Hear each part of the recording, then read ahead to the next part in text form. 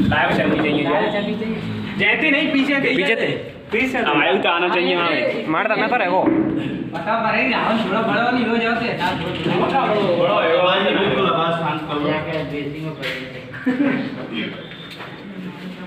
सबसे पहले मैं अपने हृदय राजा माँ सरस्वती को नमन एवं मेरे सभी सहपाठी प्यारे बहन। देखिए हमने ये कोचिंग संस्थाएं क्यों चलाई जाती है, इसका मेन उद्देश्य क्या होता है। जैसे हम नर्सरी से लेकर कक्षा 12वीं तक पढ़ाई करते हैं तो वहाँ पर हमारी एकांतर क्लासें चलती हैं।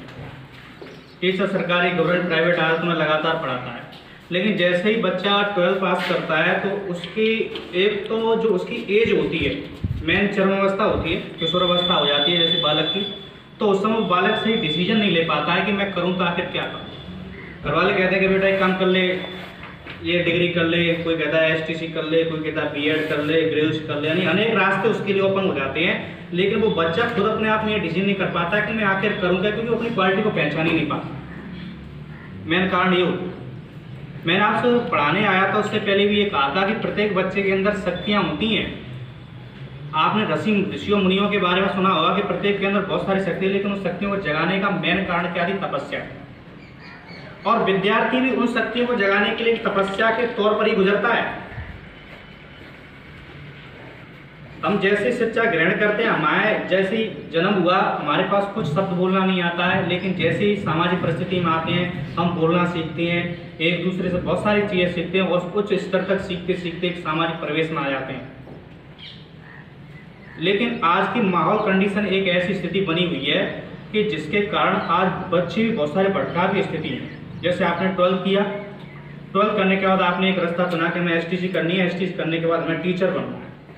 लेकिन बहुत सारे बच्चे ऐसे होंगे जो ग्रेजुएशन में अप्लाई करेंगे, बहुत सारी चीज़ों में अप्लाई करेंगे। बहुत कम समय में हमने जितना पढ़ाया अच्छा ही पढ़ाया होगा और जितना हमने दे सके उतना हम आपको दे सकें। दूसरी बात यह है कि कोचिंग या टीचर कोई भी आपको सिलेक्टेड नहीं करा सकता है, चाहे इसमें कितना भी कोचिंग पढ़ाया हो, जयपुर पढ़ाया हो, धौलपुर पढ़ लो, कहीं पढ़ लो, चाहे छोटे से गांव में पढ़ लो, कहीं पढ़ लो, और कोई भी टीचर आपको सिलेक्टेड नहीं करा सकता है। सिलेक्टेड होना तुम्हारे खुद के हुनर पर होता है। वो टीचर आपके लिए रास्ता तय करेगा कि बेटा ये रास्ता तुझे इस पर चलना पड़ेगा। बहुत सारे शिष्य ऐसे हुए जिन्होंने ना गुरु को देखा और ना ही बिना गुरु को देखते ना उनसे शिक्षा ग्रहण की, लेकिन फिर भी वे अपने उस क्षेत्र में इतने बड़े बहुत अच्छे प्रतिज्ञा दिखाई उन्होंने। द्रोणाचार्य ने सुना ना? द्रोणाचार्य। पहले बात बताऊं ध्यान की, विद्यार्थी के ध्यान। पहले बता दें कि विद्यार्थी के 5 गुण होते हैं। 5 गुणों से विद्यार्थी आज एक भी गुण का पालन नहीं करता है। वो तो पालन करना उनके स्थान पर तो ये व्हाट्सएप आ गया है, फेसबुक आ गई है, आपकी उन चीज़ों के गुणों का पालन आज बड़ी तेजी के साथ करने लग गया है। जो जवाब वो कहीं ढूंढते नहीं देता है, लेकिन एक गूगल बाबा आ गया वो सारे जवाब दे देता है आपके।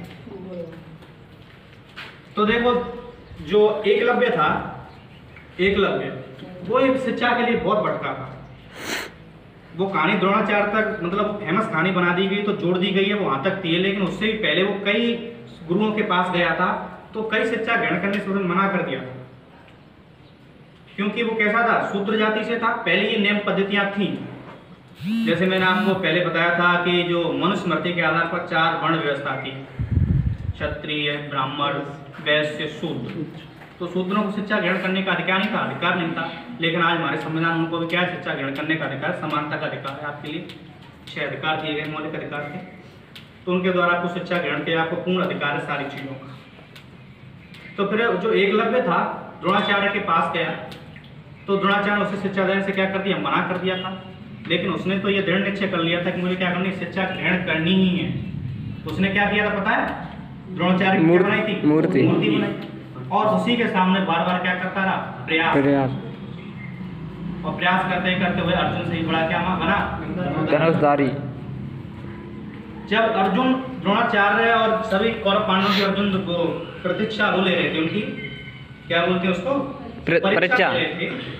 तो परीक्षा लेते समय उन्होंने एक चिड़िया रख दी थी पेड़ पर, और उस समय सभी को एक साइड से बुलाया, जितने भी उनके साथ शिष्य थे सबसे बाद में बुलाया अर्जुन को, और अर्जुन से कहा कि तुम मुझे ये बता दो कि इस चिड़िया में तुम्हें क्या दिखाई दे रही है। आपने कहानी पढ़ी होगी।